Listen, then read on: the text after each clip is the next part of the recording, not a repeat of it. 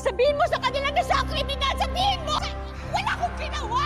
Siya si Justin Flores! She's a criminal! Nang maglibot si Iris ay agad niyang nakita si Jasmine pero madaming tao na agad naman niya itong pinuntahan. Sinabihan niya si Jasmine na ang lakas ng loob niya na agad namang giniit nito na malakas din ang loob ni Iris dahil may baril lang siya pero hindi siya natatakot. Agad sinabihan ni Iris na matakot siya na agad namang sinumbat ni Jasmine na siya ang dapat matakot dahil alam na ng buong mundo na kriminal ang tatay niya at pumatay din ang kapatid niya na pamilya talaga sila. Agad nang atwiran sa Iris na hindi niya katulad ang ama at kapatid niya, na hindi pa siya nakakapatay pero makakapatay pa lang siya, kaya agad namang tinanong ni Jasmine kung anong makukuha niya kung mapapatay niya ito, na agad namang giniit ni Iris na makakaganti na siya. Palabang sinabi ni Jasmine na siya dapat ang maghihiganti. Sinabihan ni Iris na siya ang nang-agaw ng asawa pero paasar na sinabi ni Jasmine na hindi niya asawa si Tyrone.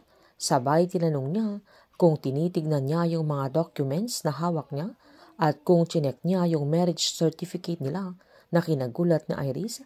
Sabay sinaad pa ni Jasmine na sa susunod ay mag-check siya ng mga documents para malaman niya kung kasal talaga sila ni Tyrone, na mas kinagalit na Iris kaya agad niyang sinabi na hindi totoo ang mga sinasabi nito at nag-e-embento lang siya dahil isang bitter na mistress, kaya mas inasar ni Jasmine na mahal pa niya si Tyrone at nagagalit siya dahil siya ang pinilin Tyrone, na agad namang sinumbat ni Iris na wala siyang pakialam sa kanya at kahit magsama sila sa impyerno.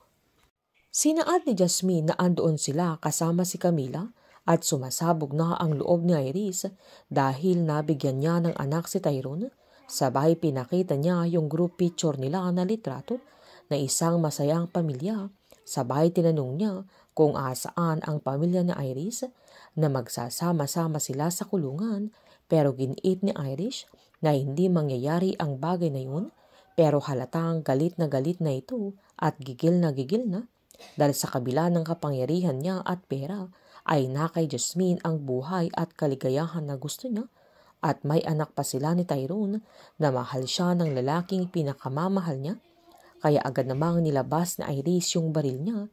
Sabay binaril niya ng 2 beses si Jasmine, kaya agad itong natumba na nagsigawan ang mga tao na andoon sa sandaling yan. Sinabihan ni Iris ang mga tao na nakita nila yung ginawa ni Jasmine at dinipensahan lang niya yung sarili niya, pero sinaad ng mga tao na hindi yun ang nakita nila.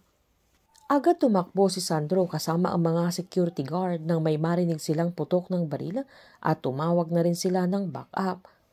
Agad namang tinutukan ni Sandro ng baril sa Iris para ibaba niya yung baril niya at nagmakaawa pa itong sabihin ni Sandro sa mga tao kung sino si Jasmine Flores at siya ang totoong kriminal dahil wala siyang ginawa pero hindi niya ito pinakawalan pa. Walang kaalam-alam sa Iris na nakabullet drop si Jasmine sa sandaling yan at planado lahat nila ni Sandro ang mga ginawa nila na nahulog siya sa kanilang patibong.